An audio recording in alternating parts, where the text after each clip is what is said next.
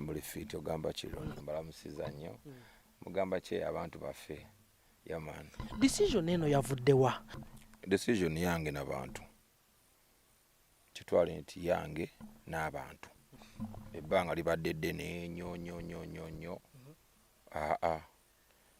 kyenkakasa nti ntegeera bulungi obwongo bwange bukola bulungi olisoba bulungi ya ndisoba bulungi so kati okulowooza ekintu ate setakwetoloola nnyo newankubadde nti nina ebiseera ebisinga abantu benneebuuzaako ng'omuntu because buli muntu ogavaako ne ba advisor be mu nsonga ez'enjawulo okusinziira kuba naye ng'omuntu naba handlers bange nga big eye nga brand big eye eyina ba handlers baayo njawo okiryalinga eya nti mu bufunze buli akula alaba ekifaananyi kyotudde ndi ku side y'abantu okitegedde ndi ku ludda lw'abantu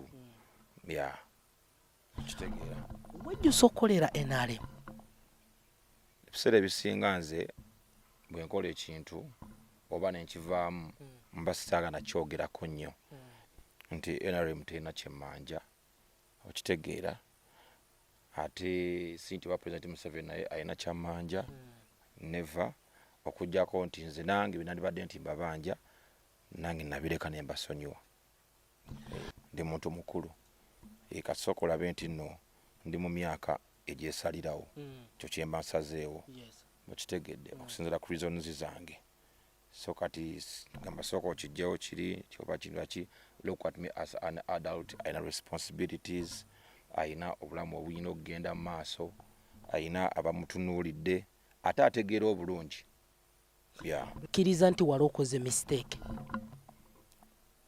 era nga bwe kiri nti buli okola ekintu wabeerawo abakirabanga ensobi n'abatakirabanga nsobi okitegeera naye ngaekisinga obukulu mu byonna byonna kikyendi kati nze ndowooza nti kyendi kati ekyokuba ku ludda lw'abantu ye decision esinga ey'obulamu bwange biki bye wafuna eri obanga otandika obbakolera biki bye baali bakusuubiza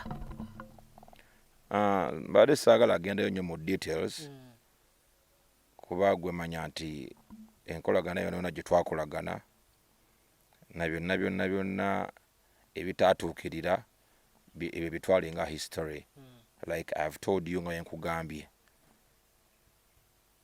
tebalina kye bammanja sinti oba waliwo mission gye baŋŋamba nti ino nesitagituukiriza okitegeera so nze nandibadde nti nina bye mbabanja naye nabyo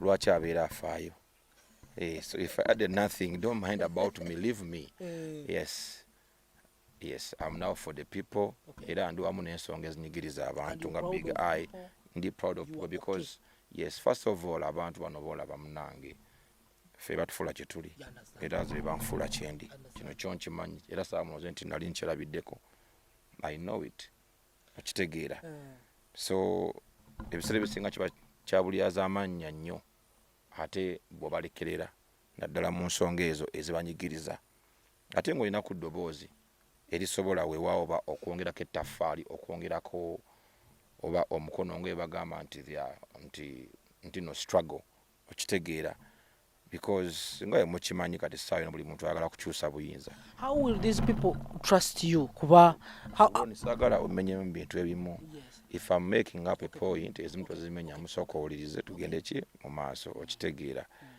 ensi yonna n'ekimanyi abantu baagala obuyinza bw'eggwanga bukyuke okitegeera yes abantu abasinga if you look at the majority is what they are yearning for abantu kye bakaabira so wabeera nga abantu abo era mukirabye nti wadde nga bansaba big eye tuyambeko twegatteko okitegeera so nzaani agaana nzaani asinga amaanyi g'abantu ate nga amaanyi g'abantu nzikiriza nti amaanyi g'abantu ge gakulembera ebirala ne bigoberera ozanze gwe mulundi gwange ogusoose oba nja kukugamba nti I think I've never made any other decision like this.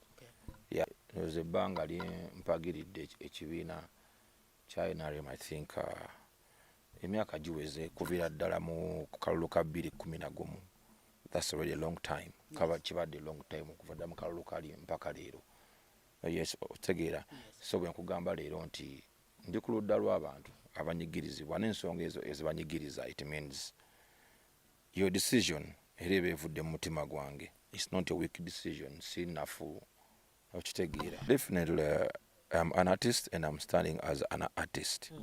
Ne social platforms zaffe muziraba. Abantu batusaba right now politics yayingira mu buli kintu. Era abantu batuuka nga bo baagala ekintu kimu ki change. Tebaagala kintu kirala. Okitegeera nti before ng'ebirala tebinnajja oba kino oba kiri bakiri okitegeera baagala ekintu kimu ki change. That's why you see that politics ayingidde mu buli kimu. Okitegeera tosobola kumujjamu. You cannot side it. Okitegeera yeah. Everywhere politics wali. There is no way you can tosobola kumwewala. It's in everything. Ebbeeyi y'amafuta bwe bagyongeza oyo politics. Okitegeera enguudo bwe zibeera embi bannange ffe ntugaa nti bannange enguudo za Uganda mbi. That is politics. Okitegeera okusalawo kw'eggwanga kwe kusalawo n'eggwanga ligenda kubeera litya. Okitegeera so kati abantu bano ensonga lwaki baagala change because balaba ebintu ebisinga mu Uganda byonoonese bifudde. Okitegeera so kyova olaba ne mu kuyimba eno baleetawo politics because bakimanya abayimbi tulina voice esobola okuba nti erina kyegattako ku nkyukakyuka gye beetaaga. Bino byonna by'okoze with your personal decision, how safe are you? Let me tell you, nze sibadde nti nkola mu government era tonsuubira nti nina ebyama ebiri awo byemmanyi nedda. I think mbadde more like an influencer, a mobilizer. Okitegeera si nti mbadde nina office gye nkolamu. No please. Okitegeera ate n'ekirala mu Uganda nga bw'ogira Uganda ya leero tewakyali ali safe. Uganda teri safe. No one is safe. No. Gwe naawe okiraba bigenda mu maaso. Okitegedde obiraba abantu batta bannaabwe just like that. Omuntu bamulyawo bamuse. So no one is safe. Tusuubireyo abalala okuvaayo kuba kati olwedde kati gwe kyo kiwedde. Definitely abantu ndowooza nti bangi abalaba ekigenda mu maaso era bangi n'emitima gyabwe si misanyufu akuba nti abamu tebasobola kuvaayo kwogera. Okitegeera abamu gamba nti buli omu alina engeri gyakwatamu ebintu bye oba gyasinziira mu okitegeera. Vawakola eno decision Bobby wamusisinkanyeko? Sinnamusisinkanako. Mugambo ki bw'osobola omugamba essaawa eno ng'egenda ng'osaba kubeera mwana waka? Ate by the way nga sinnamusinkana era naye abadde ng'akibagamba nti tolina kunnyonnyola ye, olina kunnyonnyola bantu.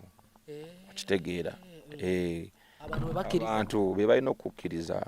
Okitegeera era naye nga ye omuntu era asiiba akibagamba akolera ku maanyi g'abantu era kyabasinga tebakiwulira.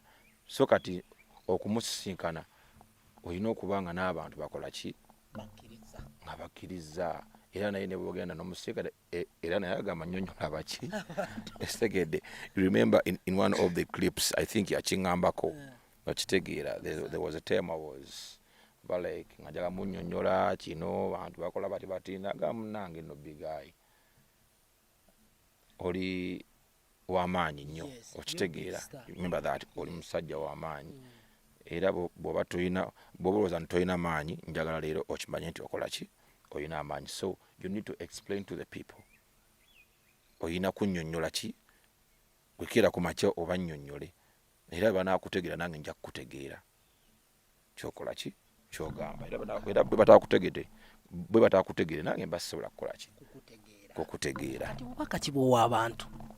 Obubaka bwempa abantu nti bannange bannayuganda mwenna njagala mukitegeereyo gye muli nti big eye ali nammwe ne ku nsonga ezibanyigiriza.